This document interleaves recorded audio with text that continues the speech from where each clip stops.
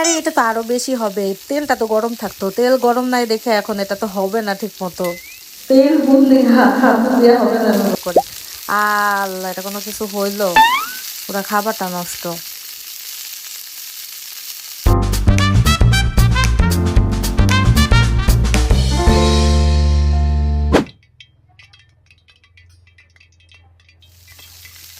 কি বানাচ্ছ বন্ধিয়া?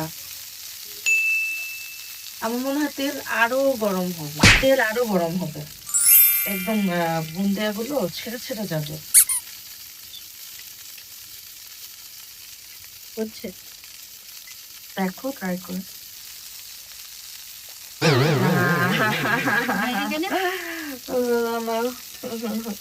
বললাম না তেল আরো গরম হবে। আসসালামু আলাইকুম everyone, welcome back to our YouTube channel Naim Nikita vlogs. তো ইফতারের আর মাত্র মেবি 2 মিনিট বাকি আছে, তাকে ইফতারটা কমপ্লিট করে নেই, দেন আপনাদের সাথে গল্প করি। প্রতিদিনের খাবার যেমন আলু চপ, বেগুনি, পেঁয়াজু, তার সাথে একটা আকর্ষণীয় বিষয় হচ্ছে আজকে একটু চিকেন ঝাল ঝাল ফ্রাই করা হয়েছে, আর তার সাথে একটা মজাদার একটা ফ্রাইড রাইস, একটা মোটা চাল দিয়ে তৈরি করা হয়েছে। ফার্স্ট টাইম আমার আম্মু এটা ট্রাই করছে, তো আমি জানি না এটা খেয়ে কেমন হবে। হোপফুলি এটা মজাদারই হবে, দেখে তো মনে হচ্ছে খুবই মজাদার। আর ওয়েট করতে পারছি না কত তাড়াতাড়ি ইফতার হোক। আলহামদুলিল্লাহ আজকের ইফতারটা আমাদের খুবই চমৎকার যাচ্ছে। আমি আশা করছি প্রতিনিয়ত যেন আমাদের সকলের ইফতার এরকম চমৎকার ভাবে কাটে। ইফতার শেষ হয়ে গেছে, বেশ অনেকটা সময় হয়ে গেছে, এতক্ষণ একটু রেস্ট নিচ্ছিলাম।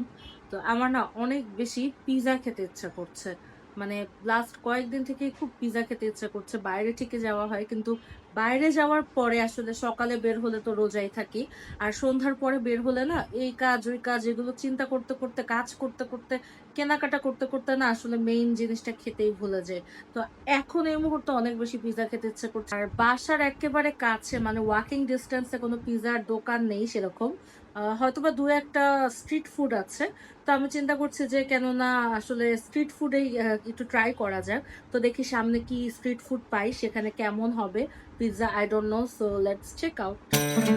আমাদের দেশে আসলে সবকিছু এখন অনেক ইজি হয়ে গিয়েছে। যেমন দেখেন, একটা সময় পিৎজা খেতে আসলে আমাদেরকে অনেক দূর দূরান্তে যেতে হতো, একটা ডেডিকেটেড এরিয়াতে যে সেখানেই পিৎজাটা খেতে হতো, কিন্তু এখন কিন্তু সেরকম না, এখন একদম ডিফারেন্ট হয়ে গেছে।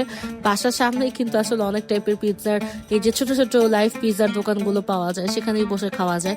আর দামও কিন্তু খুব কম, দেখেন 250, 300, 400 টাকার মধ্যে আপনি দুর্দান্ত টাইপের ভালো ভালো পিৎজাই আসলে পাবেন। এখানকার খাবারগুলো আমার কাছে বেশ ভালোই লাগে।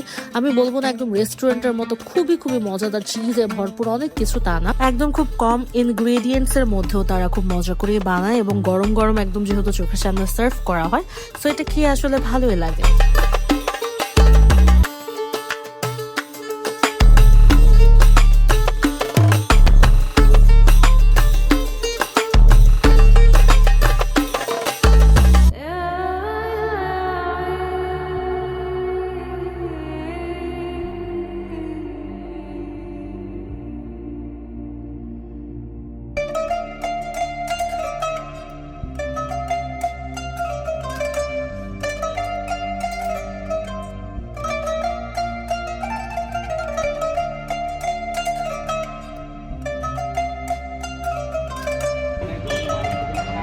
Thank you.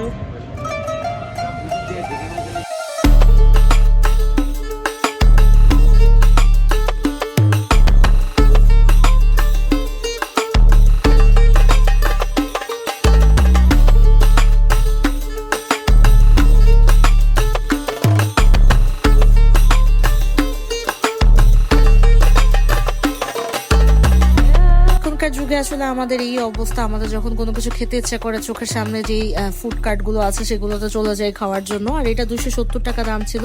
আরেকটা পিজা নিয়েছিলাম, সেটা ছিল 320 টাকা।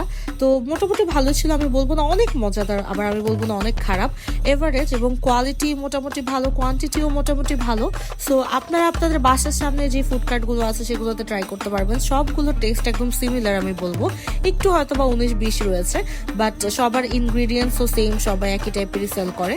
সো আপনাদের কাছে কেমন লাগে এগুলো অবশ্যই কমেন্ট করে জানাবেন।